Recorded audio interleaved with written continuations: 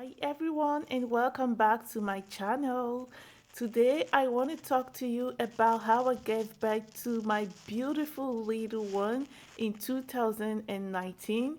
So I'm going to tell you everything about my labor and delivery.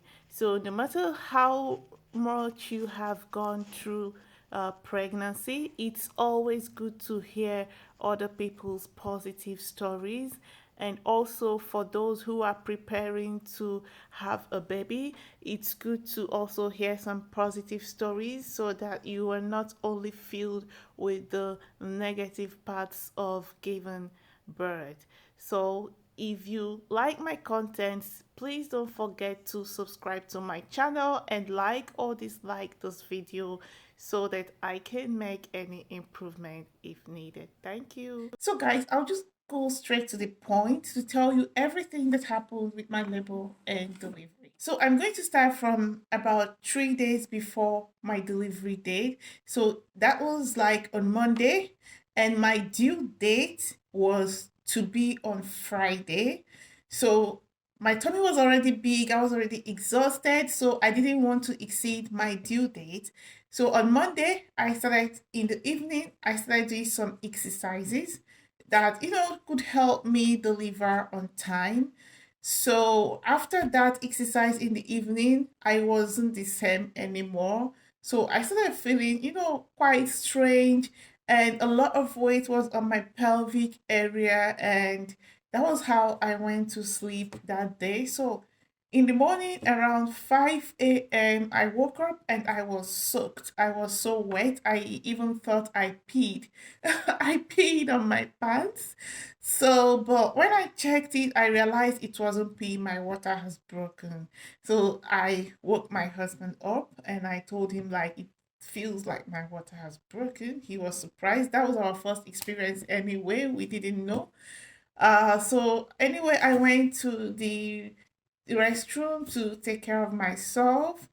And after that, I called the hospital and I told them that, look, my water has broken. But even before I called the hospital, just a couple of minutes after my water broke, I started getting contractions. For me, it was the real contraction, but well, that was still a child's play, the kind of contraction I started getting in the first time. So when I called the hospital, I told them that my water broke. They told me that, it's still too early to come. But, because I was so scared and the contraction for me was, too much, I kept calling them and disturbing them. So the nearby hospital where I'm supposed to give birth in is in a city called Espoo in Finland. But they told me like they reserved a place for me on Friday, that right now the hospital is filled up, that there is no place. I should call Helsinki. So that was how I called the hospital in Helsinki, and they asked me to come. So when I got there, you know, um, the discharge was unbearable. My clothes were soaked. The pad obviously couldn't hold the discharge, the water, and it's mixed with blood as well at some point. So that was how I went to the hospital. So they checked me, I was already, I wasn't anywhere close to 3 centimeters. 3 centimeters is the stage where you will get to down there, and the nurses will know that, the midwife will know that you're ready to push. So I wasn't anything close to that. I was still 1 centimeter. And so they just checked for infection. There was no infection. They gave me this gym ball, to sit on. And when you sit on that ball, oh my gosh, it makes the contraction worse. And I didn't really, the contraction was so unbearable. It wasn't something I wanted, but that was actually what I needed to give birth faster. So, anyway, they asked me to go home. The time is not now. I should go home and call my hospital maybe later or the next day, when if I think that the contractions are coming more often, that when the when it's time, the contractions will start coming more often, and it will be, a stronger contraction.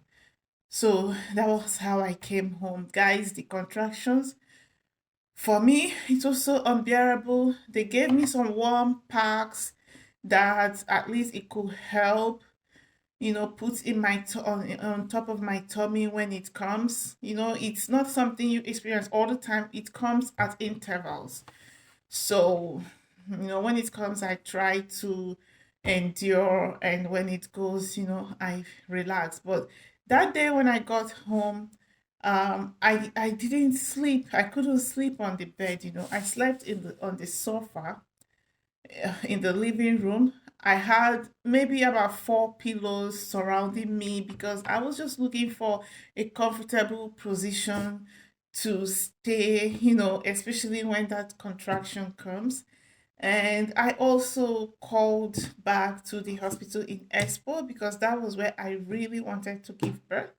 And they asked me everything about how often the contraction and everything. So they still told me it's not time. But I was so scared because, my water broke since 5 a.m. and this is evening and nothing. I'm having contractions, guys. You won't believe it. I had contractions for that whole day. Nothing happened. I didn't go to the hospital. So very early in the morning, I had to call the hospital back in Expo, and I started, crying to them like, please take me into the hospital. My water broke since yesterday. I just need to come. The nurse there, she was so kind, and she told me like, okay, yeah, you can just come over anyway. Today is Tuesday, and today is Wednesday, and your due date is already Friday, and you already have a place here on Friday, so you can just come right away. So I was so happy. I made it to the hospital in Espoo.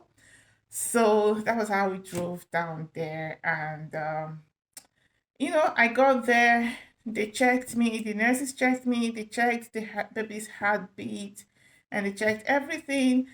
And this contraction is intense, guys. I was already tired. Imagine having starting from 5 a.m. the previous day until the next day.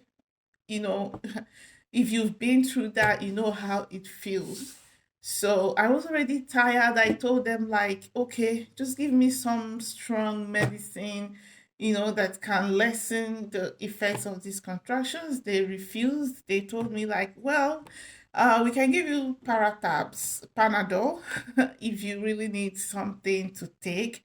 But we think that it's not yet time to give you any strong medicate painkiller because it's going to delay your delivery. But well, I didn't understand. That wasn't what I wanted to hear. I just wanted to get a relief, a relief from those contraction pains. So after the doctor checked me and they checked everything, they told me like I'm not still like ready to push, so I need to still hold on for some time. But anyway, they gave me a room where I'm going to deliver. So my husband and I put our things there, and they told us that we should take a walk around the hospital. And it was around summer, guys, so it wasn't cold. It was a very lovely weather outside. But I was already exhausted. I couldn't even take a walk. I was almost cursing them out, like, what kind of a nurse are you? What kind of a midwife are you? What are you doing? And she told me, like, I just want to make your birth easier for you, and you're going to thank me later. I won't give you painkiller. It's not time. Well, my husband, convinced me that we should take a walk. So that was how we took a walk down outside. And at some point, I had the most terrible contraction I have ever had in that 24 hours or more. Like it just came, I started shouting, I started crying. I told my husband that no, I am not doing anymore. They have to, they have to do anything they can now, right now, to get the baby out. I can't even walk anymore. I don't even know how, we managed to get back there to because the hospital was on the third floor. I didn't even know how we managed to get back to the third floor.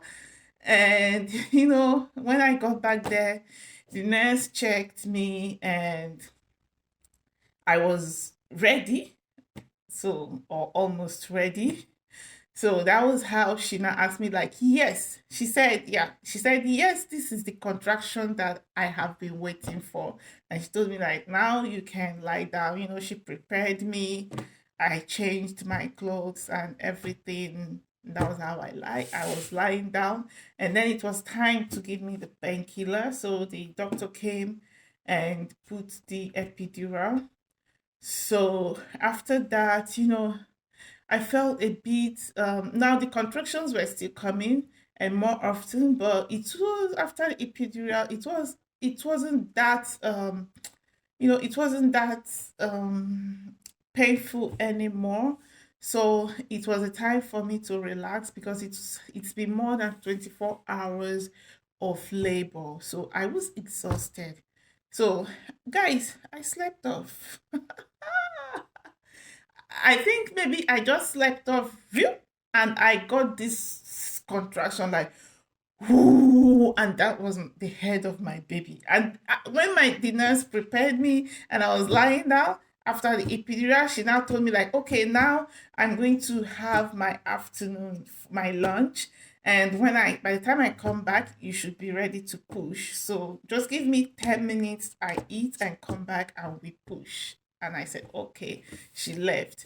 So I think it wasn't long after she left, and it wasn't long after I just blinked my eyes, like to take a little nap, because there wasn't any contraction within that second or minute. That was how I felt this huge contraction, like, whoo, it came, and that was the head of the baby out. I started crying because they put a ball in between my legs. So I started shouting to my husband, like, the baby is out, the baby is out. So my husband came and saw the head of the baby, and he just went out. He saw a midwife walking around the corridor, and the midwife just came in, and the head was already out. And she just told me, like, just do a little push.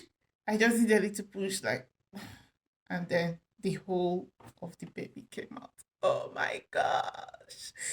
I was so happy. They were so surprised. Even the midwife in charge of me, she was so surprised. She wanted to be the one to deliver the child. She hadn't seen such thing in a long time. Like, how is it possible that you didn't push? How is it possible that the baby just came out by himself?